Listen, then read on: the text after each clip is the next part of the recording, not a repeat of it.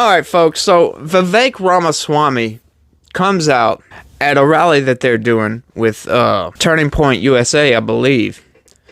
Comes out in response to something Van Jones said and tells him basically, shut the up, dude. Oh, it was great because Van Jones is over here whinging on CNN talking about Vivek Ramaswamy's a demigod and he's going to live for 50 years longer than Donald Trump and I'm just shaking.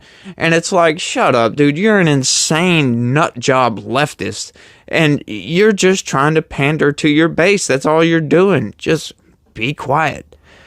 A man drunk driving on the road crashes into President Biden's motorcade, apparently, which causes Biden's poll numbers to tank. That's not really what caused it, but I wanted to throw that in there because Biden's poll numbers are tanking.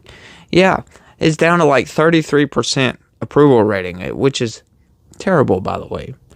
Nikki Haley seems to be beating out Ron DeSantis in Iowa, so we're going to see how that goes. That's going to be quite embarrassing for Ron DeSantis. Dude, what happened with Ron DeSantis, man? He was supposed to be the great counter to Trump, you know what I mean? He was supposed to, he's the Florida governor. Dude, he has done such a great job in Florida. I can't say anything really bad about Ron DeSantis as far as him running Florida, being the governor of Florida.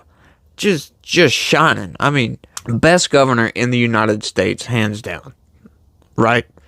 But his campaign has totally screwed him over. Has just dropped the ball time and time again. And it's just been one train wreck after another. I mean, that's how you get somebody like Nikki Haley, who is a miniature Dick Cheney, to be able to beat Ron DeSantis, the best governor in the United States. That is just insane to me. We got all kinds of stuff going on, folks. What's up, everybody? How the hell's your day going? I hope you're having a pretty good day. We pumping and grinding over... No, wait, that's in the Senate chambers. I'm sorry. We are doing our thing over here, but what's up, y'all? Hope you're having a pretty good one. Hey, look, if you're new around here, do me a big favor right now. Smash that subscribe button if you want to keep up to date on political news. Stuff you're not going to hear about in the mainstream. Sometimes we do cover stuff that you're going to hear about in the mainstream. But we take news articles, mostly having to deal with the government, and we counter that. We put them through the logic test. We're anti-propaganda show around here. That's what we do. Read them out and see what's really going on with the government. So if you want to stay informed, keep up to date, smash that subscribe button, turn on your notifications, because I pump out videos every single day. And if you also could, right now, do me a big favor, stop what you're doing, look right below and smash that like button. It would be a big help, and I would be very appreciative of that gesture. Thank you very much. But let's get into some news for today. What do we have going? We have what's been going on with the battle over this Ukraine aid. The left and the Democrats are just yelling and screaming at the top of their lungs. We want to send your money, your taxpayer dollars, over to Ukraine. For what reason? So they can fend off Vladimir Putin's evil invasion of Ukraine. However, they're doing a lot more with that money, folks. I'm anti-war. Don't like war at all. So if you want to fund war, you like killing of kids all across the world, go ahead, write your congressman, tell him, Ukraine aid package, send it over there. But if you don't like people dying, we need to stop funding these foreign wars. This stuff is no good for our country. It's not good for the world. Any innocent person killed is a disgrace and should be shamed. Whoever is responsible for that should be ashamed of themselves, should be excised from society. That's right. That would also mean President Obama was really good at drone striking kids. Yeah, if you don't believe me, look into it. But enough of my rambling and ranting and going on. Let's get into the news, because I don't want to run too long, folks. You don't want to be here forever to get one stinking news article, right? So let's go with it. Biden faces battle with Democrat base over Israel-Ukraine border. Yeah, they could have done better. President Biden is facing a fight with his base over an emergency foreign aid spending package that may reach the Senate floor this week. Yeah, they've been fighting real hard for that Ukraine money, and I don't see how the Republicans are giving into this. They're trying to justify funding a foreign war that at current levels right now, I just saw a news article, I didn't read it, but saying that Ukraine is having to shut down military operations due to low funding, which I'll call bullshit on that because Joe Biden just approved $200 million emergency spending package to send over to Ukraine last week. And the week before that, it was $150 million. Or it was a couple weeks, I'm sorry. Don't quote me exactly on the exact date on those, but I do know the $200 million was just last week, as I covered it on this channel. Hit that subscribe button. The package, which would provide aid to Israel and Ukraine but include tough border security measures in order to win over Republicans, could add to his problems generating enthusiasm among Democratic voters. Yeah, for some reason, they seem to think that we need more border security. We don't need. Everything is on the books. The border is a freaking disaster. We have an invasion going on right now. We have the Biden administration lifting the fence, letting migrants come in. We don't need anything done. Well, I say that. There could be some genuine reforms to the asylum process and to the legal immigration process. Maybe speed things up, get some of that bureaucracy out of there, and get some of these people that are genuine, that really want to come here to be a productive member of society and, go to work, do their thing, do whatever. Those people, yeah, we need to hurry up and get those people in here. We don't need these people waiting on the border. But these people that just want to come in illegally and just do whatever, we can't have that because drugs are coming in with all this. Cartel members are coming into this country. There's all kinds of havoc being wreaked upon the citizenry of the United States, all in the southern states, Texas, Arizona, New Mexico, California, Louisiana, where I'm at. They're flooding into this country by the barrel. They're bringing all kinds of stuff with them. That's what we need to stop. They seem to think that Republicans hate migrants. That's bullshit. Don't let them fool you. Republicans don't hate migrants. We're a country of migrants. We don't like illegal immigration. But the Democrats would rather secure Ukraine's borders versus our borders. And I find offense with that. That is BS. Let's keep going. Young Democrats in particular are increasingly disaffected with Biden's handling of Israel's war in Gaza, complicating his ability to connect with a key demographic that views the president's age as a red flag. No, the president's age has nothing to do with it. The president's cognitive decline has everything to do with it. He's not all there. He can't run the country. Yes, we currently have the equivalent of probably a 6-year-old running the country right now. Thank you, everybody that voted for Joe Biden. Bastards. Now Biden also faces blowback from Latino and progressive voters about the border security deal. It reportedly would give the president broader authority to expel migrants without asylum screening or detain them at the border. Yeah, but he's not going to do it. That's why I do not get this border security package BS.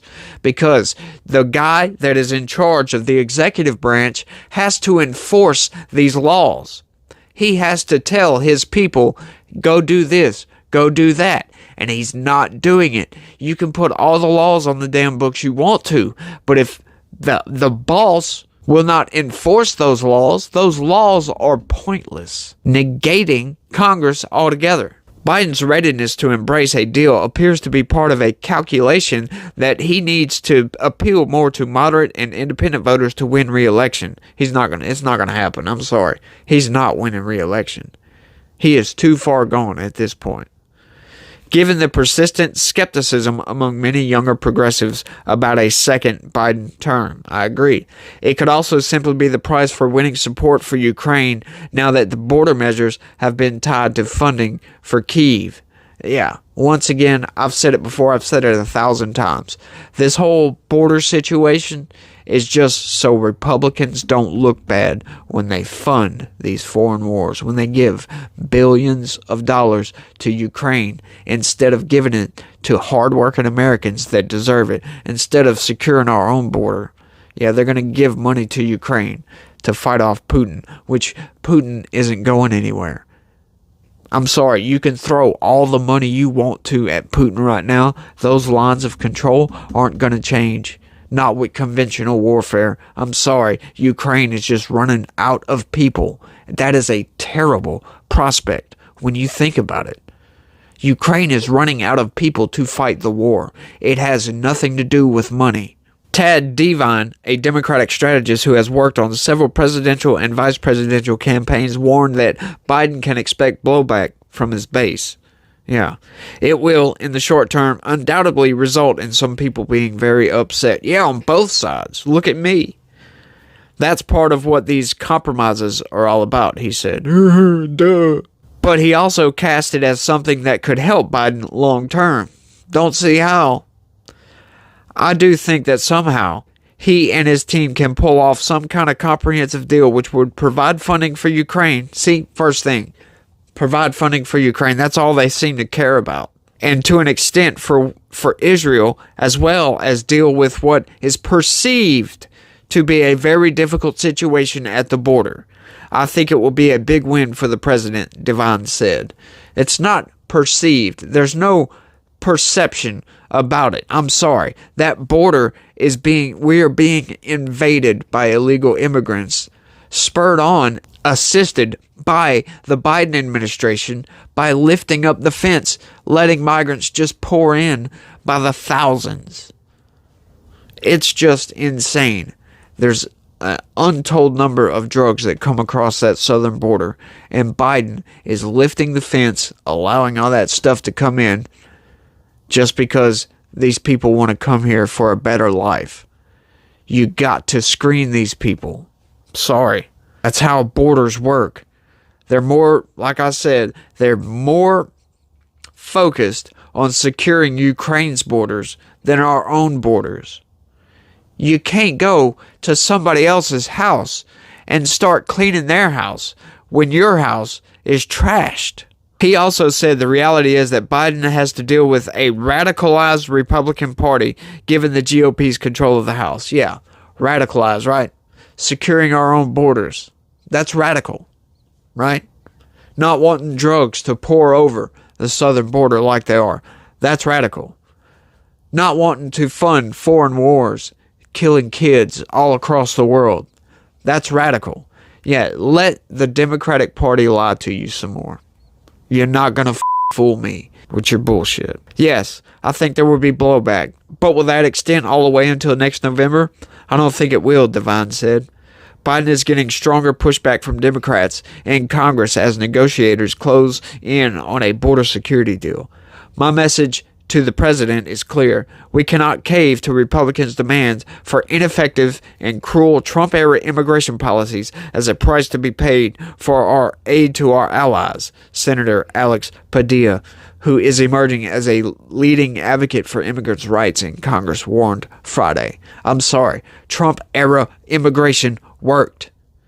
It was working like a well-oiled machine, and we did not have near the amount of drugs and human trafficking and stuff coming across that southern border.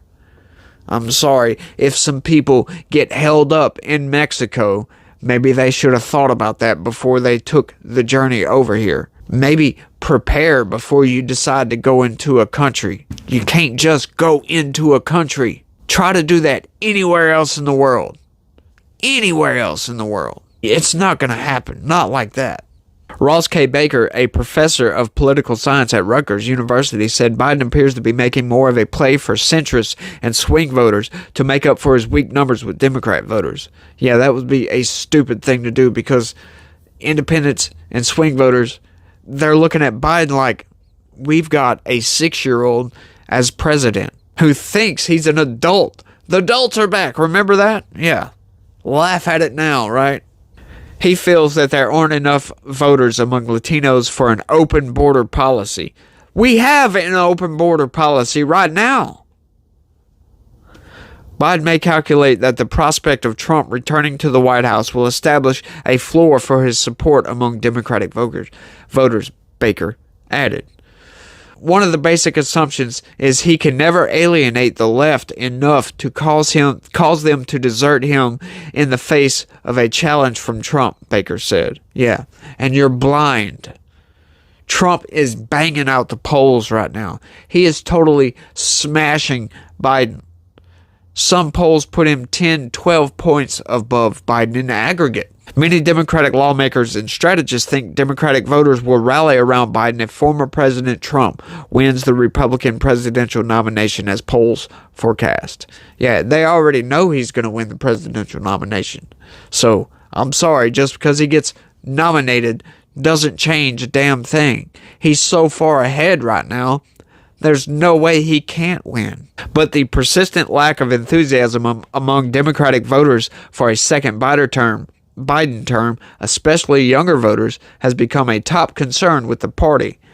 Because Biden is failing. He has been failing. He's making everybody's life much, much worse by his terrible, terrible policies. A New York Times Senate College poll released last month showed Biden virtually tied with Trump among voters younger than 30, with 30% supporting the president and 29% favoring Trump. It's a dramatic drop compared to the 2020 election when Biden carried 60% of the voters under 30. An NBC poll released last month found that 70% of voters aged 18 to 34 disapprove of Biden's handling of the war in Gaza. You know what? That's something that's kind of aggravating to me, because what do you mean when you say Biden's handling of the Israel-Hamas war? What do you mean by that? We have nothing to do with that war. Yeah, sure, we can wail and yell ceasefire or don't ceasefire all we want.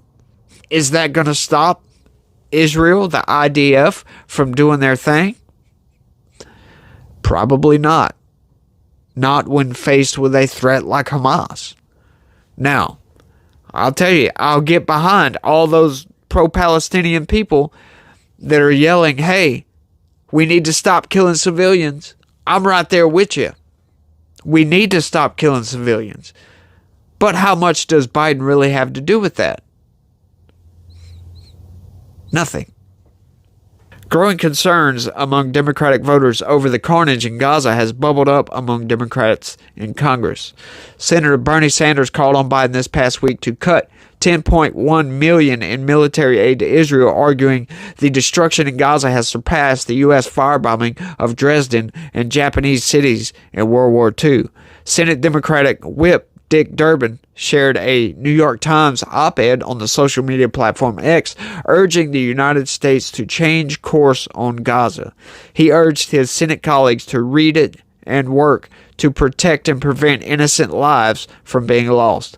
Biden's poor ratings on the war come on top of concerns that younger Democratic voters have about his broader handling of the economy and his age.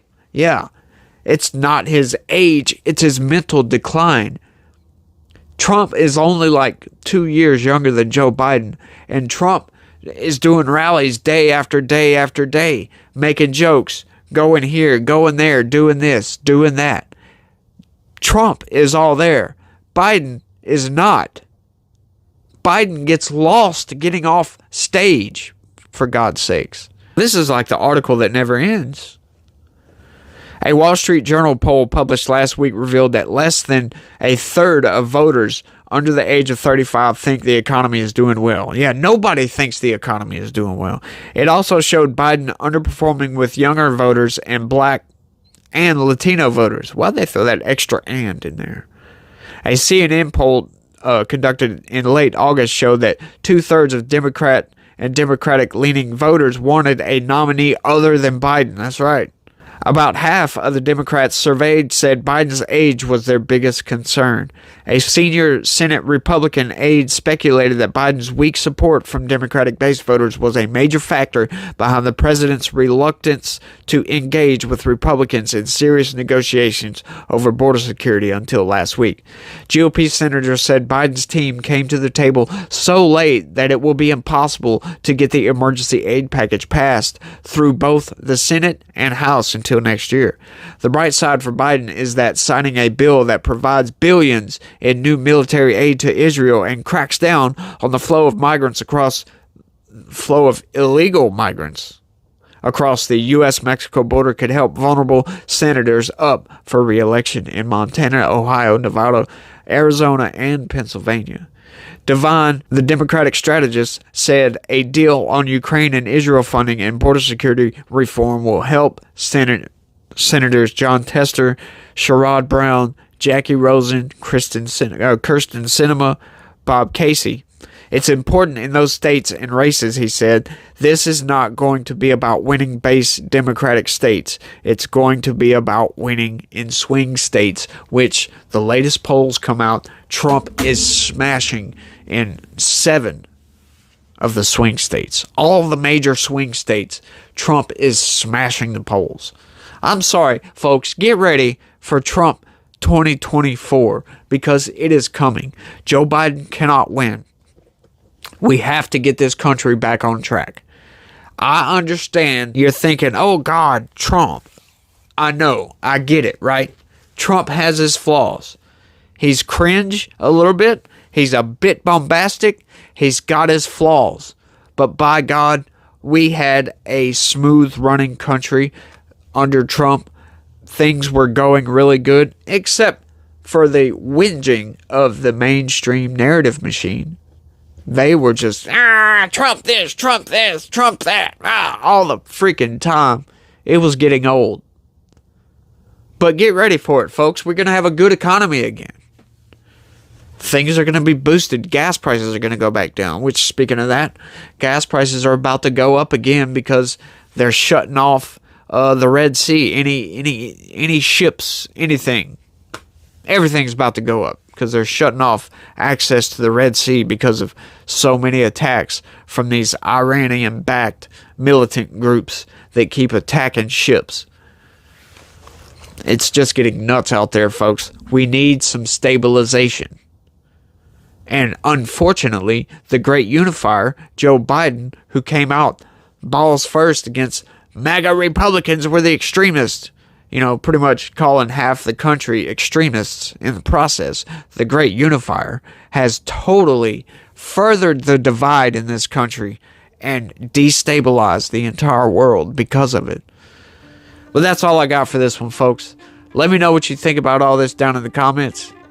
Let me know, are you going to vote? You behind Vivek Ramaswamy? Man, I really wish Trump would drop out of the race, to be honest with you, and throw his support. He wouldn't even have to throw his support behind Vivek Ramaswamy. If Trump just said, I'm not running for president, I can just about guarantee 100% of Trump's base would now be behind Vivek Ramaswamy. And Vivek Ramaswamy would smash records.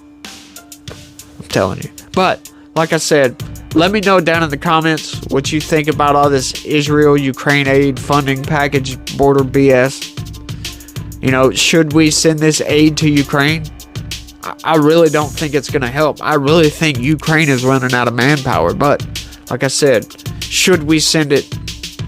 Let me know what you think down in the comment section. And don't forget, if you're new around here, smash that subscribe button for me. And please, if you don't mind, smash that like button. It would be a big, big help, and I would be very appreciative of that. Thanks for watching, y'all. And y'all be positive. Peace.